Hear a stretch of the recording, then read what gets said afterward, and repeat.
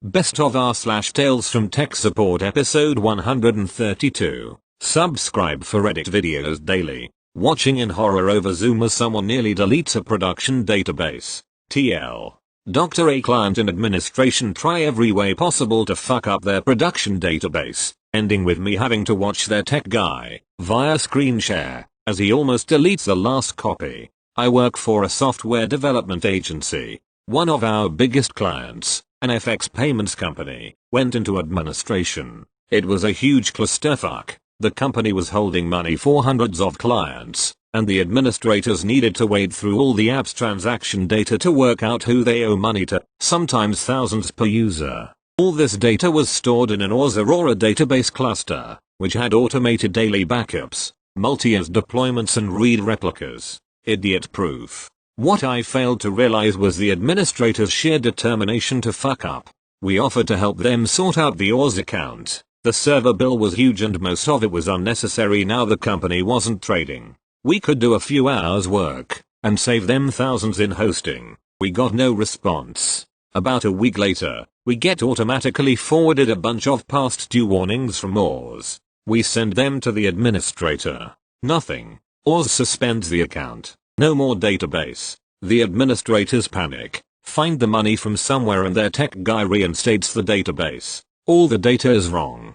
They call us in a panic, and we look at it. Turns out their tech guy found the database snapshots and created a new database from them. Only, instead of taking the latest of the daily automated backups, he decided to pick a 5-year-old manual snapshot instead. We fix it. Everyone makes mistakes, right?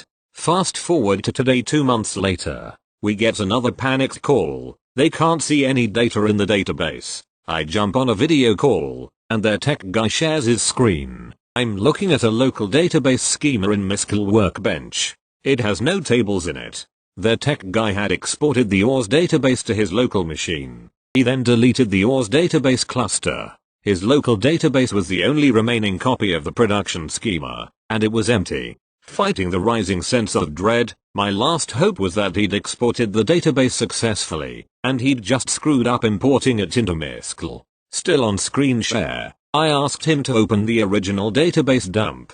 Hopefully we could try importing it again. My home connection is crappy. I could see his screen, but at this moment the audio cut out completely. This is important, because nobody could hear me scream as their tech guy hit the save as icon instead of the open icon.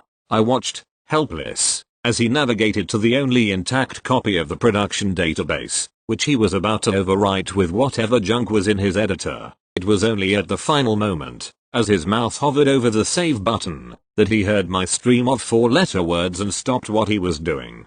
The data was intact, but he still has the only copy, just waiting to be fucked up once more. Today is a whiskey day. Edit. Clarified that he stopped at the last minute. Thank you. Next. Stuck between customer and end customer. TLDR on background info. We're a distributor of security materials, CCTV, access, etc., which includes the whole IT shtick that comes with it. Servers, cabling, switches/routers, etc. This happened about 2 years ago, but it popped back into my head and I figured I'd share it. A client of mine calls me and asks me to recommend some cameras and a recorder to him for a restaurant. I do so. He's happy with what we have agreed on and places the order. About 2 weeks later I get a call from said customer who explains to me that one of the cameras doesn't record well and that it frequently goes offline. The camera in question was meant to keep an eye on kitchen staff. We agree on a time to do TeamViewer the next morning. I log on to TeamViewer, check the camera, seems fine. But he's right. I see chunks missing from the recording. I ask him if he checked the cabling. He said he did. We did firmware upgrades, resets, reconfigurations, etc. Only to have him call me back 2 days later telling me it's not fixed. I log on again the next morning and I see that there were indeed chunks missing from the recording. Logs also indicate there were disconnections. Told him it could be a network issue, but he assured me there was one measly 8-port GB and managed switch and that there were only 3 cameras connected to it. Told him I could check with the manufacturer to make sure everything was okay. At this point he's getting annoyed and is arguing that he wants the camera replaced and wants us to pay for all the extra hours spent there working while it was supposed to be an easy installation. He'd call me multiple times a day, demanding solutions, compensation, etc., and he'd send me emails upon emails asking for updates. All this over a course of 2-3 days. I talked to my boss telling him I'm pretty sure there's a network/cabling issue somewhere because I can't find anything wrong with the device, and he gives me the okay to go on site to check it out. I arrive on site a few days later in the early morning before the restaurant opens, go to the kitchen, and within 10 minutes I find the issue wasn't visible from the camera feed. Me equals T, customer equals Bob, and customer equals Jake. T, yeah, there's your problem. Bob, where? T, there. The cable for this camera is placed against the wall, behind the microwaves. Jake, and? T, let me check the recordings again, but I feel like you only have connection issues when the restaurant is open for service. I check the recordings and yep, during the mornings and late evenings, the recordings were 100% fine. Jake, so you are telling me that because this cable was put behind these 3 microwaves, there's an issue with the images? T, yes. Jake, how can a microwave fuck up the image of a camera? T, I can show you. So I surf to the camera and we stare at ourselves huddled around my laptop. I ask Jake to turn on all 3 of the microwaves, and within a minute you can see the camera experiencing freezes and choppy imagery. Bob, so it wasn't the camera that was the issue but the cable? T, well, more specifically where you place the cable. OSFTP cable should fix this issue, but they're more expensive than a simple UTP Cat 5e. Bob, right, I can do that. Jake, I hope you'll be doing this for free then. Bob, what? No, it was you who wanted to have the installation done in half a day. I wanted to put the cable in the ceiling. Jake, yeah, but I expected you to do at least a good job. You could have used that special cable too. T, SFTP. Jake, yeah, that. Bob, oh, it wouldn't have made that big of a difference anyway, right? T, well, afterwards they kept arguing about it and both of them were trying to get me to agree with them. It was a pretty damn stressful situation. Now that I think about it, technically it was Bob's fault for placing the cable there, seeing Jake had little to no understanding of any of these things. Called my boss, who told me to just politely wish them a nice day and leave. I tested the camera with a shorter cable, away from the microwaves, and it worked without any issues to prove my point. Had them sign the papers that I was there and then just left. Felt pretty good about it because he blamed the entire thing on us, while it was him who fucked up. Thank you. Next. Teacher changes classroom, weekend before day 1, and then complains. So this happened about 4 years ago. I worked for a K-12 high school, not my current one, as the network manager, so it wasn't actually my job to deal with classroom issues. But I decided to help out since it was the normal start of year crazy time. Sitting at my desk I am looking through the help desk's holiday logs, and saw yes. Last week a full audit was done and all rooms reported working. Phone rings. Me. Hello IT. How can I help you? Teacher, I need help. Nothing in my room is working and it's the first day of term. I wish IT did their job better. I need my project day 1 of term or I can't teach. Me. Sorry to hear that. I will be right there. Since everyone else is busy I jump up and head over there. At this point all rooms were the same. Large whiteboard on one wall that became the front. With controls to one side depending on how the rooms are designed. Can't always be the same side. And since help desk had reported full audit done I was getting ready to get cranky that one room had been missed. Arriving at the room, it's 8:15 am. Roll call starts at 8:25 am. I walk in the room and instantly know the issue. I should have guessed with this teacher. Me. Hi, so what is the issue? Teacher, my notebook can't project. I notice she has no cables plugged in.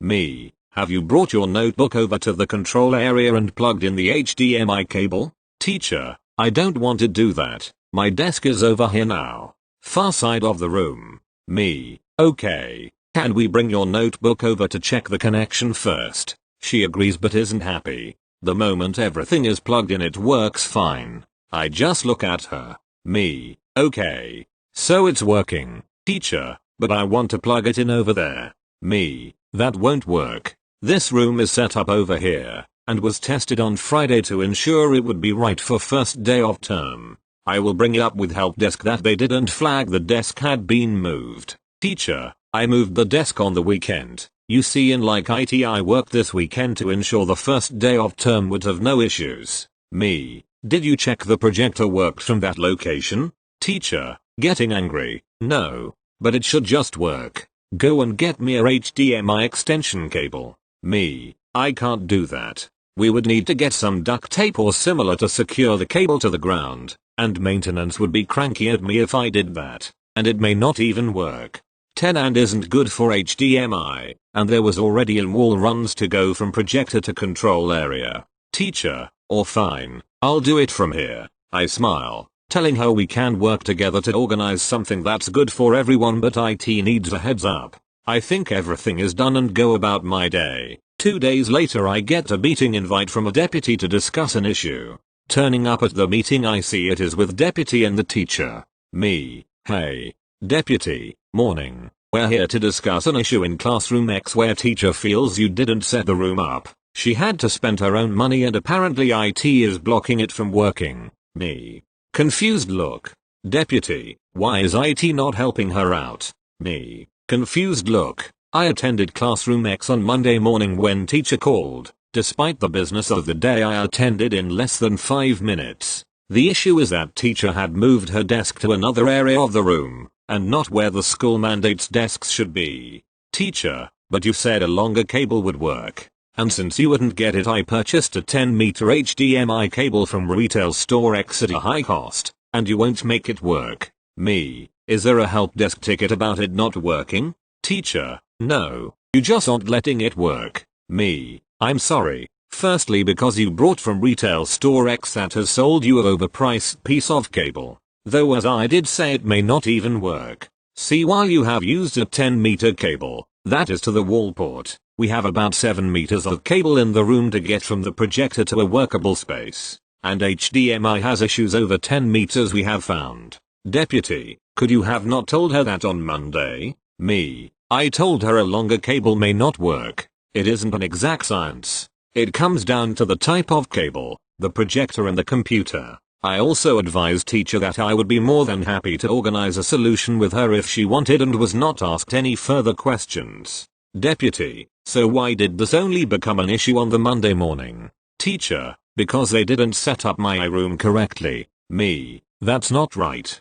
Help desk did a full audit of all rooms just before the term started. We do this in the last 2 days of the holidays on Thursday and Friday to ensure all is fine for Monday. Oh, teacher told me they attended school on the Saturday and Sunday and moved everything around, including making a demeaning remark about working on the weekend to ensure a smooth start of term. Regardless, out of the 130 rooms we manage, this was the only room that did not work day 1 of term, and did not work due to it being rearranged after we checked the room. Deputy, so can we get the room rearranged to fit teacher's need? Me. We can.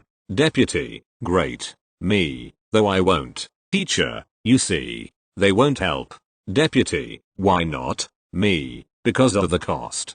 To re-cable this room will require me basically redoing the room, take a day and cost over a $1,000 just to change the cable location, and will create a dangerous situation where teachers can customize every room and IT will require to support whatever they want. We have a hard rule here that IT cables the most efficiently for the space. Deputy, surely in this case, me, I would require it in writing from yourself, CCing the business manager, like CFO, that I am being asked to change a room to fit the teacher. And it would have to state that it is a one-off allowance so that we don't get this request next time teacher moves rooms. Deputy, why next time? And why the request with the business manager? Me, well because my budget doesn't really have spare for keeping teachers happy. And teacher has only just moved into this room while other rooms are renovated. Within a few months she could move ago. Also, as I am sure you remember, we are moving to getting rid of teacher desks, executive discussion, so in my opinion it is a waste of money. Deputy, okay, thank you, I'll talk with teacher. Don't action anything. TL. Doctor, Teacher complains because she moved her desk. Ended up getting into a meeting with deputy and teacher where I had to remind deputy that we don't do custom rooms for teachers and that we plan to get rid of teacher desks. Thank you. Next. I needed the internet. Not my story, but my husband's, who is a trained system administrator and works with many clients through his firm. This time, a client called to tell him that a steel press had stopped working. The interface was shot and nothing worked as it should. So, my hubby drives there, and this is what happened. Everything is of course just an approximation of what was said, as I wasn't there.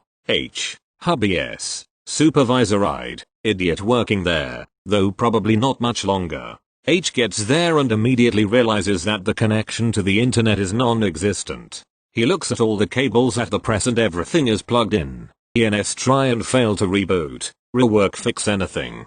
During all this time, Id sits in a corner at his laptop and every once in a while throws in some remark in the vein of, yeah, that totally stopped working and that program isn't doing anything anymore. So, after about an hour, my hubby is this close to giving up when he looked over to the guy at the laptop.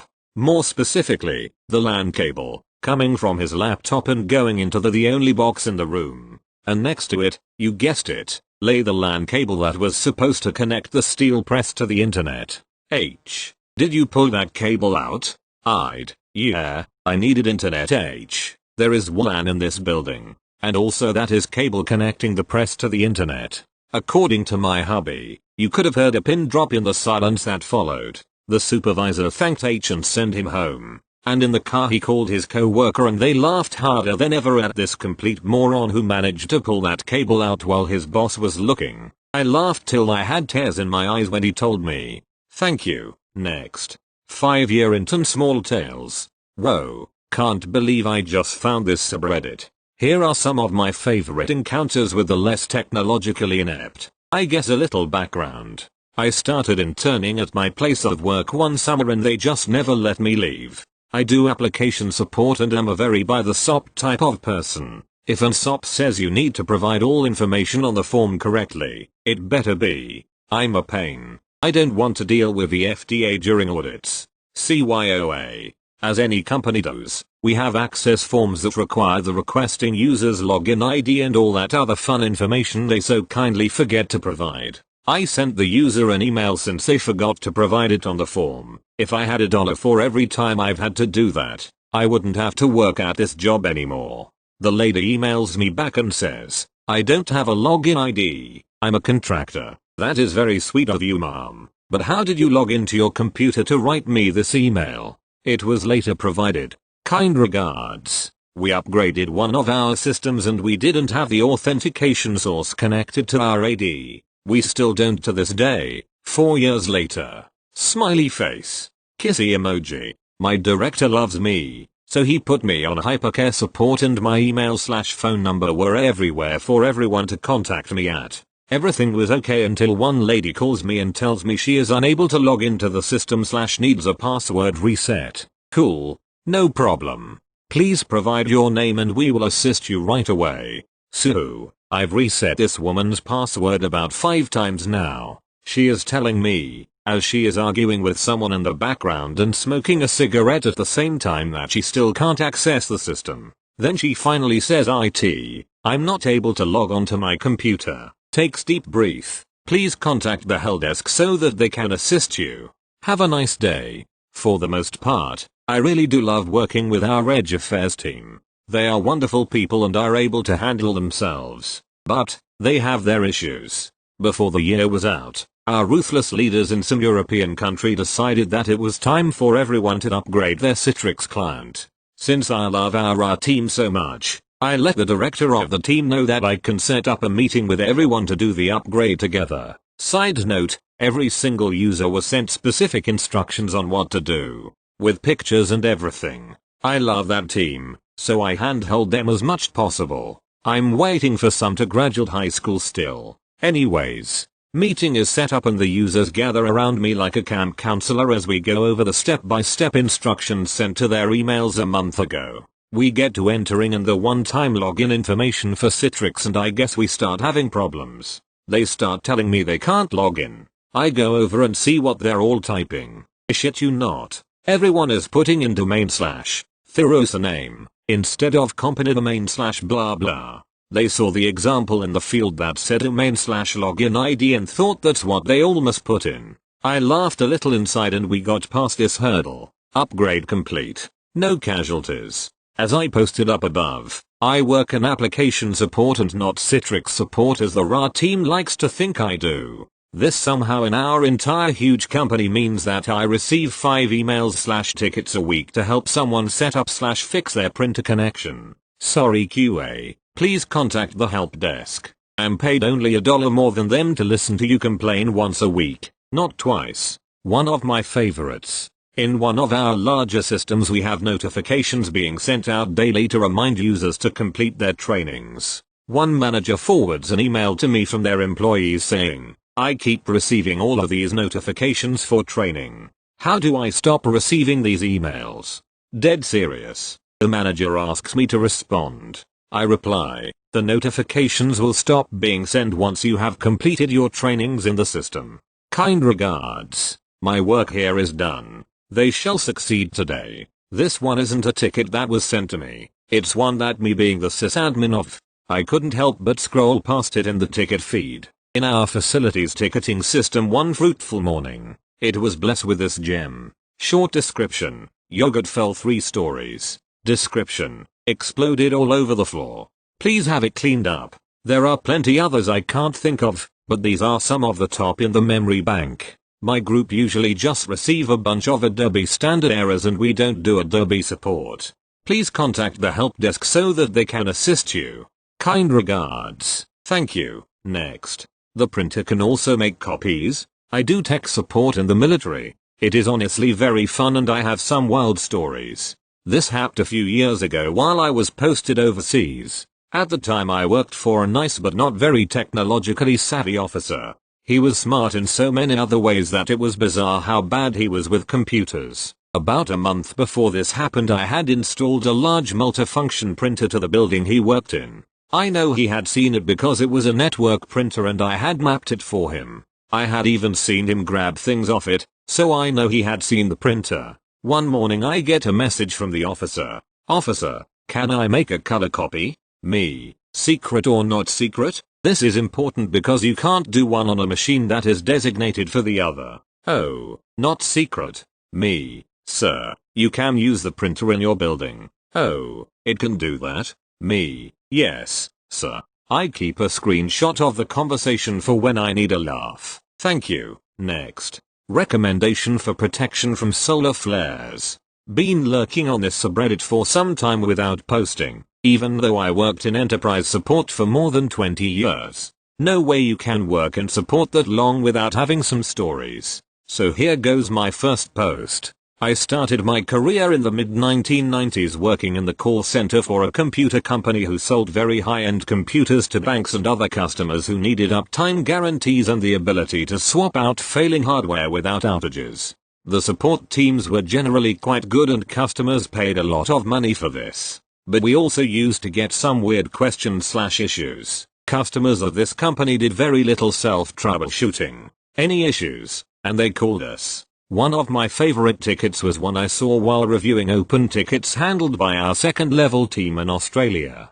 Our support followed the sun, so part of our job was to review if any tickets were warm that came in overnight before our shift. I found a ticket where a customer in the UK had read a news story explaining that scientists expected a much higher level of solar flare activity coming up in the next few months. It also said that solar flares can actually impact computer hardware in unexpected ways. The customer opened the ticket as a Sev1 asking if there were any preventative measures they could take against the solar flares. Referring to the article, one of our level 2 engineers from Australia took the call and put a brief note saying they told the customer to cover the entire server with SPF factor 35 and aluminum foil. The customer agreed to close the call, and the ticket was closed. I immediately printed up the support ticket and saved it. Found it a couple of years ago when I moved offices at work. Still made me laugh.